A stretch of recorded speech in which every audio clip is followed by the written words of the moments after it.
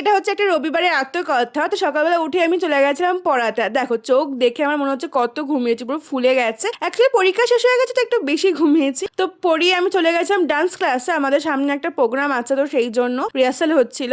তারপর বাড়িতে এসে স্নান করে আমি এখন হচ্ছি রেডি, কারণ আমাদের ছিল একটা বার্থডে ইনভিটেশন কৃষ্ণনগরে। আর এই জামাটা আমার না, এটা আমার মায়ের। যখন এই জামাটা পেয়েছিল, মানে আমার মামা গিফট করেছে, তখন এই মাকে বলে রেখেছিলাম যে একদিন আমি এই জামাটা পরবো। জামাটা মেরে আমি এদিনকে পরেছিলাম, বেশ ভালো লাগছিল এদিনকে আমার লুকটা। আর এই যে বিহু, এরই বার্থডে ছিল, এটা আমার সেদিনকার পুরো আউটফিট। তোমরা বলো আমাকে কেমন লাগছে। সবাই এসেছিল, তো সবাই মিলে আমরা অনেক ছবি তুলেছি, অনেক আড্ডা মেরেছি। আশেপাশে একটু ঘোরাঘুরি করে আমরা বসে পড়লাম পেট পুজো করতে, কারণ ওটাই তো মেইন অ্যাট্রাকশন। আমরা সবাই মিলে বেশ মন ভরে পেট ভরে খেয়েছি। আর আমরা পেয়েছিলাম রিটার্ন গিফট, মানে এত বড় হয়েও যে আমরা এটা পেয়েছি, সব থেকে বড় কথা হচ্ছে ওটাই। কারণ বড় হয়ে গেলে কেউ আর এখন আমাদের বাচ্চাদের দলে ধরে না, ভাবে যে বড় হয়ে গেছে, কিন্তু আমাদের মধ্যে যে একটা নিষ্পাপ শিশু মন রয়েছে সেটারে কেউ বোঝে না, এটাই সব থেকে দুঃখের বিষয়। তারপর বাড়িতে এসে আমি একটা লম্বা ঘুম দিয়েছিলাম, চোখ মুখ দেখে বুঝতেই পারছো। তো বাস আজকের মতন এইটুকুনি, বাই।